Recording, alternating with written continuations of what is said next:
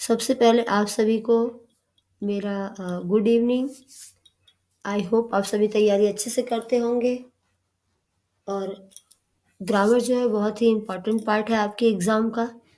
तो चलिए आज कुछ इम्पॉर्टेंट ब्लैंक्स आपके साथ शेयर करते हैं विथ आंसर एंड एक्सप्लेनेशन। तो फर्स्ट नंबर का जो हमारा ब्लैंक्स है वो है the teacher along with his students planning a surprise party. मतलब जो शिक्षक है वो अपने बच्चों के साथ स्टूडेंट के साथ क्या प्लान कर रहा है, एक सरप्राइज पार्टी प्लान कर रहा है। ठीक है, तो इसमें ऑप्शंस गिवन है जो इज है, are, was, were. Correct answer इसमें क्या होगा, इज होगा। तो इज क्यों होगा, चलिए एक्सप्लेनेशन से समझते हैं। When the subject is combined with, along with, as well as or similar expression the verb agrees with the first subject। जब भी सब्जेक्ट को कंबाइन किया गया हो किसके साथ, along with, as well as या इसके जैसे और दूसरे एक्सप्रेशन के साथ इसको कंबाइन किया गया हो, तो वर्ब किसके साथ एग्री करता है, फर्स्ट सब्जेक्ट के साथ। और हम देख सकते हैं कि इस सेंटेंस में फर्स्ट सब्जेक्ट कौन सा है, द टीचर। तो टीचर किसके साथ एग्री करेगा यहाँ पे, इसके साथ। In this case, the teacher is singular, so is correct verb। अब टीचर क्या है यहाँ पे, सिंगुलर वर्ड है, और इसके साथ इज जो है वो क्या होगा, हमारा करेक्ट वर्ब होगा।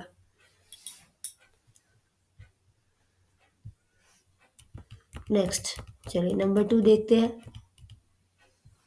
Bye the time you arrive the movie starts, start, will have started और start. Answer is, correct answer is option C, will have started. By the time you arrive मतलब जब जब तक आप वहाँ आओगे तब तक मूवी क्या हो चुकी होगी, will have started, already start हो चुकी होगी। तो एक्सप्लेनेशन देखते हैं इसका। This sentence describes an action that will be completed before another action in the future. तो ये सेंटेंस क्या डिस्क्राइब कर रहा है कि एक एक्शन है वो कंप्लीट हो चुका है, before another action in the future, दूसरे एक्शन के फ्यूचर में शुरू होने से पहले ही ऑलरेडी एक एक्शन जो है वो कंप्लीट हो चुका है। विल हैव स्टार्टेड मतलब शुरू हो चुका होगा। Is the correct form of the future perfect tense. ये फ्यूचर परफेक्ट टेंस का क्या है, करेक्ट फॉर्म है यहाँ पे, कि जब तक आप पहुंचेंगे वहां पे तब तक मूवी जो है वो स्टार्ट हो चुकी होगी। Number 3, all of the cookies eaten by the time, all of the cookies eaten by the time we got to the party। हम पार्टी में जैसे ही पहुंचे थे सभी कुकीज जो थी वो क्या है, खा ली गई थी। तो वाज है, वेयर है, हैज़ बीन, हैड बीन। तो यहाँ पे जो आंसर है करेक्ट ऑप्शन है D, had been. All of the cookies had been eaten by the time we got to the party। This sentence describes an action that was completed before another past action। तो यहाँ पे जो sentence है क्या describe करा है, एक action जो कंप्लीट हो चुका है दूसरे एक्शन से, दूसरे पास्ट एक्शन से पहले। Had been is the correct passive form of the past perfect tense. यहाँ पे जो हैड बीन है करेक्ट पैसिव फॉर्म है पास्ट परफेक्ट टेंस का, मतलब पास्ट में वो काम है जो वो हो चुका है ऑलरेडी। तो had been eaten. Next, dash you mind turning down the music a little. क्या आप थोड़ा म्यूजिक को, उसके साउंड को थोड़ा कम करेंगे। Will, would, can, do. तो यहाँ पे वुड है। वुड क्यों होगा, because would you mind is the correct polite form to ask to do something.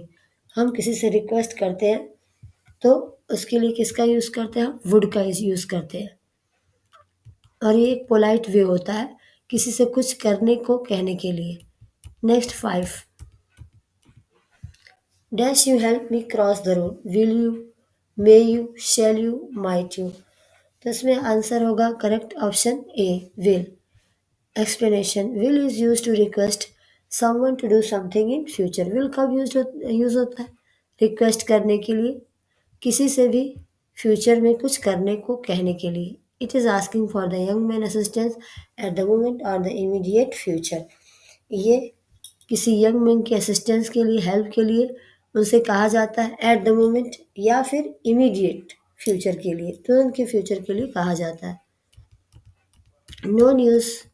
Next, no news, has good news, had good news, is good news, are good news.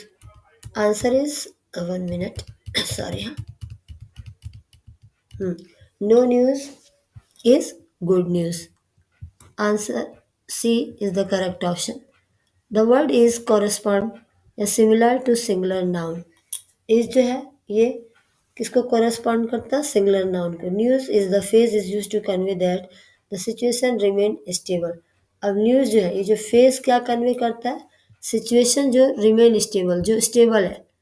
No news is good news and there are no problems to report, और इसमें कुछ कहने की कोई समस्या, किसी प्रकार की कोई भी समस्या नहीं है। ठीक है, तो यहाँ पे इसका यूज़ होता है। No news is good news, कोई भी न्यूज़ जो है वो अच्छी न्यूज़ नहीं है।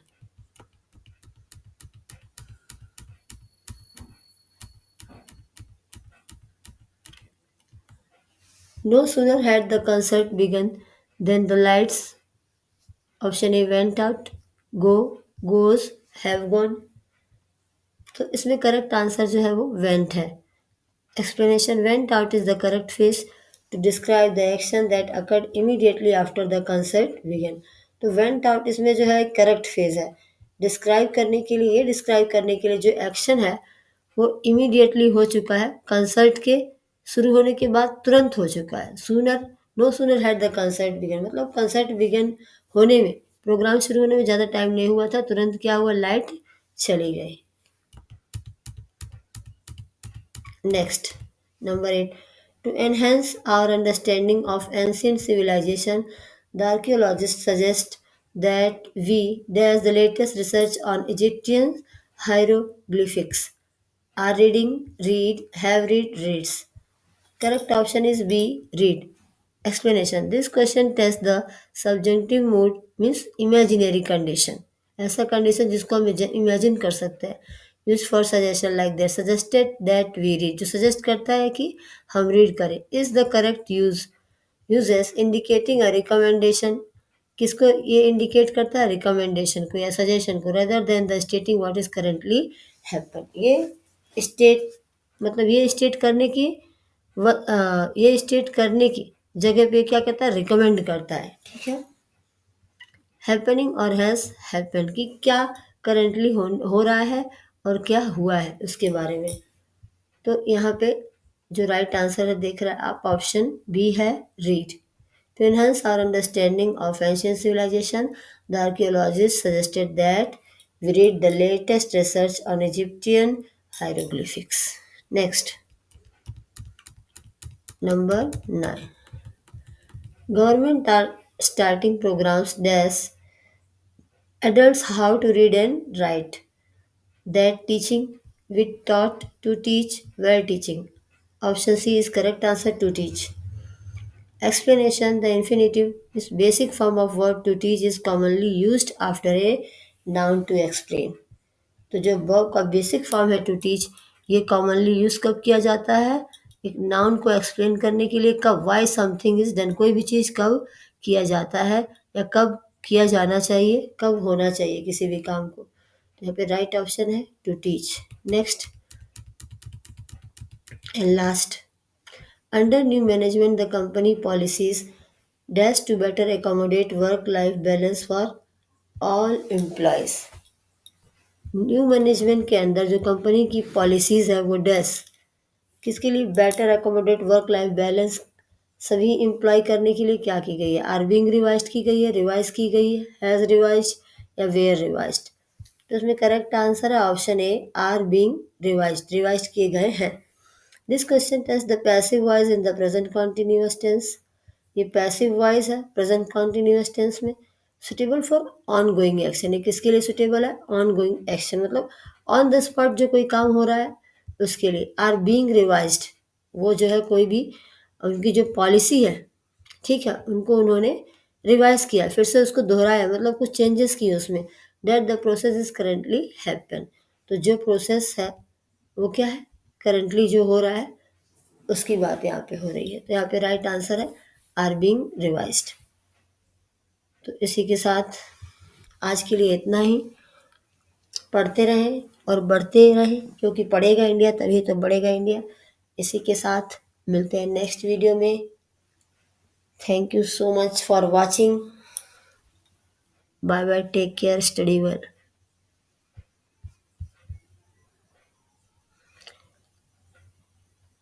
और हो सके तो इसे नोट डाउन भी कर लीजिए, ये आपके एग्ज़ाम के लिए बहुत ही इम्पॉर्टेंट है। So we get motivated. Thanks for watching.